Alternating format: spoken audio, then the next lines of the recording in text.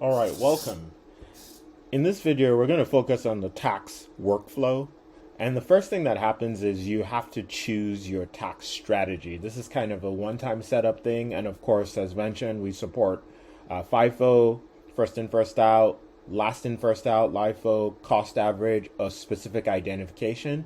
You can select which methodology. This doesn't preclude you from running scenarios of other methodologies, by the way, but you can select that. For reference purposes, the vast majority of our clients are in FIFO, but we do have clients across the board. And if you are interested in using specific identification, it does take a little bit extra of the setup. So I do recommend you reaching out to us at onboarding@bitwave.io. If you're thinking of specific identification, we have a variety of setup activities that need to happen on that front to support that. So I'm going to go ahead and select FIFO, first in, first out, but you can select any of these. And I'm going to hit save. Again, this is a one-time setup thing. And then it brings you to what we call our tax scenario runner that allows us to run our gain loss activity. So given that I know the transactional activity period that I want to look at, I select October 1st, 2020. And in this case, I do the same thing. I select October 31st, 2020, which is a period that I'm focused on. And I select, this is where, in fact, I could still run a scenario on some of these other capabilities, except for a specific identification, which requires additional configuration separately. So in this case, I'm going to select first in, first out. We have the checkbox for capitalizing fees, which the majority of our clients do, but you can elect not to.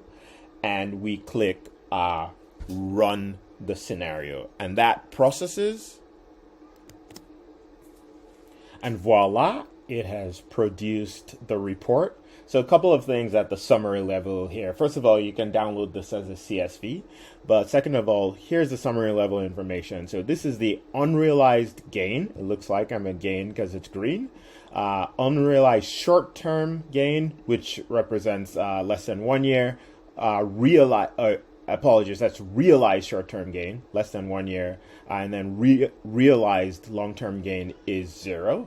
You can see the exchange rates that are being applied here. So I have 3 currencies in this system for this account: BTC, ETH, and USDC. You can also see the summary ending balances across them, the cumulative cost of those ending of those balances. You can kind of see the distribution of realized gain and loss. So from Bitcoin, none. There's 39 short-term gain from USDC, and then $10 short-term loss. And then you can also see the unrealized as well here.